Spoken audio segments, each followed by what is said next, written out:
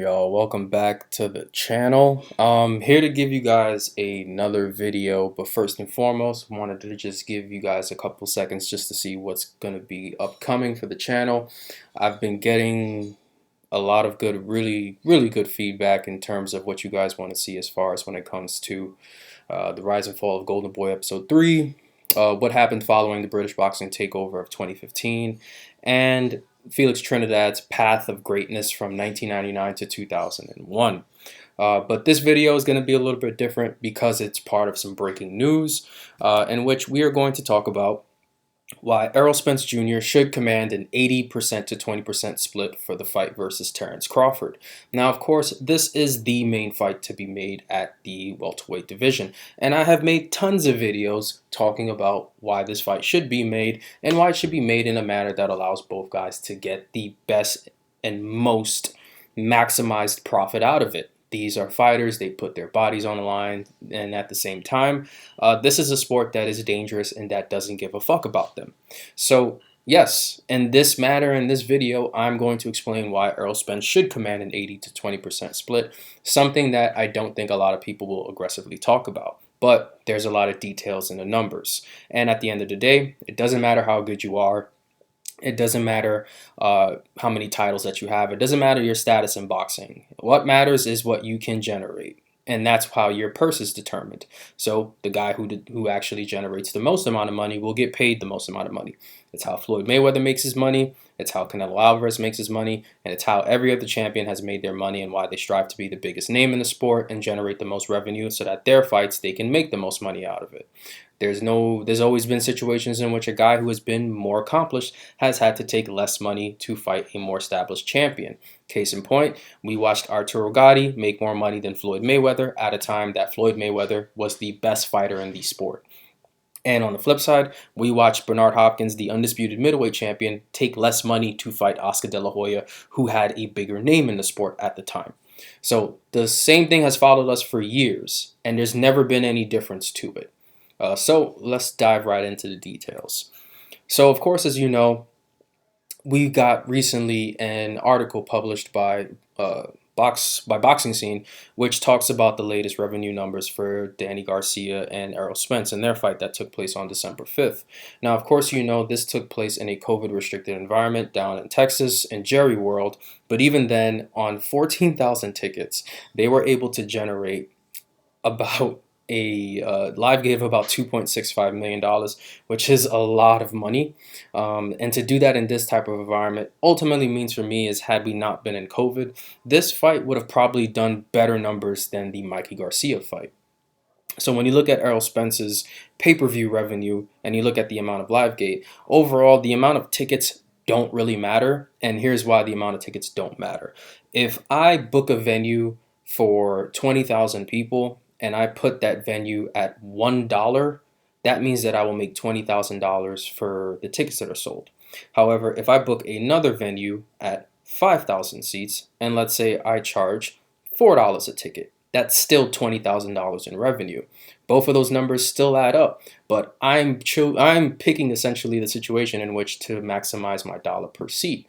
Now, if I were to take that 5,000 venue, keep the price, but raise it to 20,000 seats, I now suddenly will have close to $80,000 in revenue. I would do 4 times the amount for somebody else who had it at $1.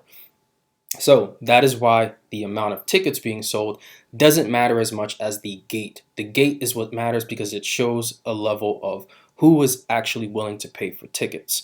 And for Danny Garcia, every one of his pay-per-view fights, you are able to find an actual live gate. For Terence Crawford, I cannot find a gate number for Khan or Victor Postal. I did find a gate for Yuriorkis Gamboa fight, which took place 6 years ago, almost 7 years ago, and that gate was only $500,000.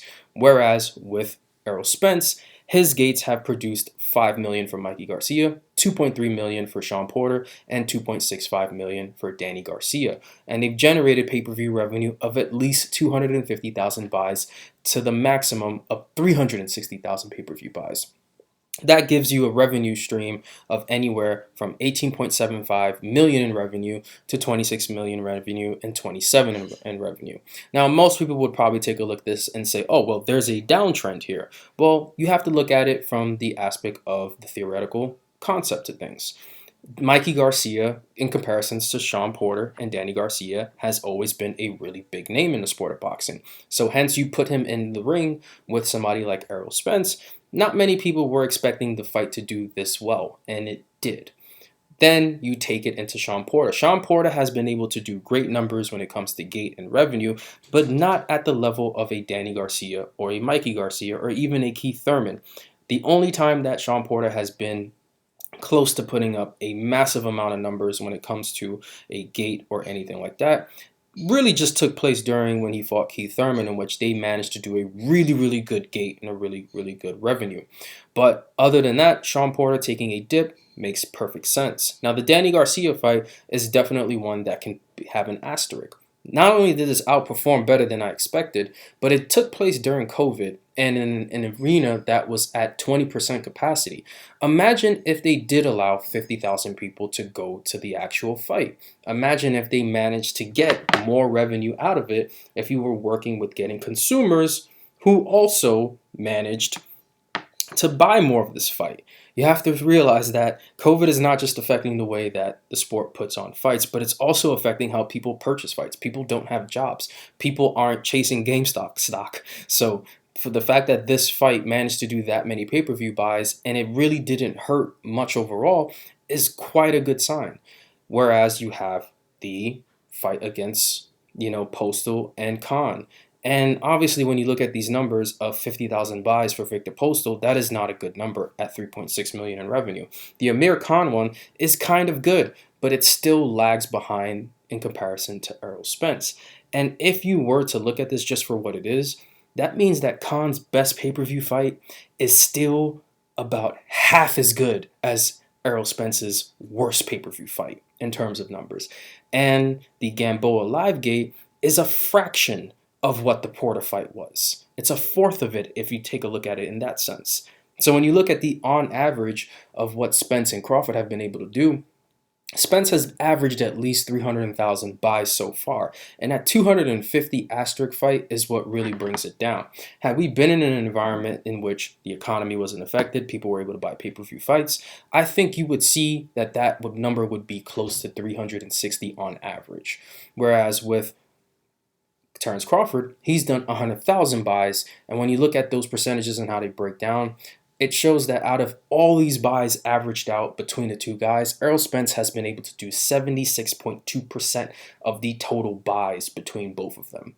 That is a high percentage, and that is a percentage that actually reflects what guys should get when it comes to being in the ring. Same thing when you look at the gate. Errol Spence's gate does 3.3 million tickets in revenue versus Crawford's 500,000 tickets in revenue. Why? Because they haven't released the gate for either of his fights that have to take place versus Khan, versus Brook, and versus Ndongo or Horn. We do not have a live gate number, and that kind of bothers me because I feel like this number should be a little bit higher, but we don't. And ultimately, in the end, that equals to an 86.8% advantage for Errol Spence. If you average between the live and the pay-per-view, which are the two biggest reasons to justify a fighter's split purse for a fight of this magnitude, that gives Errol Spence an 81.5% split in his favor. So when people talk about, oh, this is a 50-50 fight and it should be 50-50 on paper, I'm sorry, but it doesn't work that way. That is not how economics works, my friend. It's called supply and demand. And when people talk about, well, both guys are just as good, so they should be able to figure out a deal. Yes, they should be able to figure out a deal. I think it's important that they find a deal. Do I think that a deal would be, in somewhere in a percentage wise that makes things make sense somehow about 60-40? Yeah, I think 60-40 is super generous for Errol Spence to be given Terence Crawford. But at the time being, if Errol Spence wanted to tell Terence Crawford, hey, I think I deserve 80% and these are all my numbers, Terence Crawford can't tell him shit. Bob Arum can't tell him shit.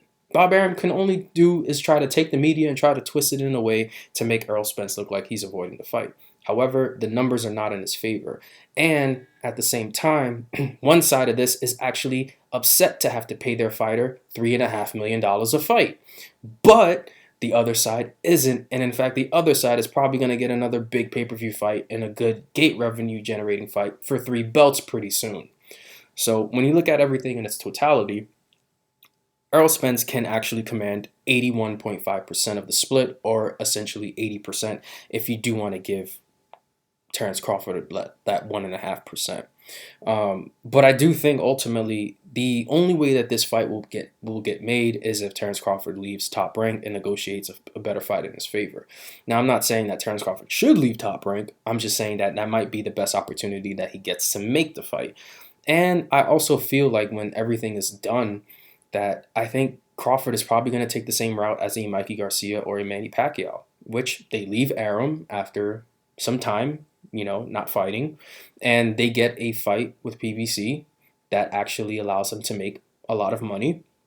I could see Adrian Broner getting fed to Terence Crawford, much like he got fed to Mikey Garcia and to Manny Pacquiao, to help boost Crawford's name and the interest of Crawford fighting. And then if the fight does pretty well against a Broner type, maybe Terence Crawford gets a Danny Garcia or a Keith Thurman, or even gets a Sean Porter to propel himself into a fight with Errol Spence. And I think that could probably get done by the end of 2022.